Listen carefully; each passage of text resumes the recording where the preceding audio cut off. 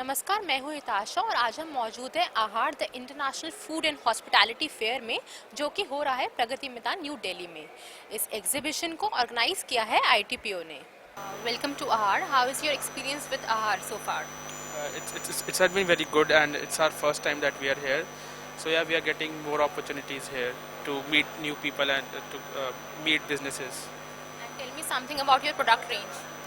So we are into dairy business, and we have all the dairy products except ice cream and cheese. So we are into butter, then shakes, cream, raita, dahi, everything that you can think of in dairy sector. And what are your plans for future expansion? So our plan is that currently we are into 4 states, that is Uttarakhand, Punjab, Delhi and UP, and then we have planned to go pan India. So dairy is such an essential product. How do you maintain the quality and purity of your products? So it's kind of like a fast moving industry, so then we have to monitor it all the time, like 24/7 it has to be monitored, and then we have people and who are working with us, who are dedicated to this company.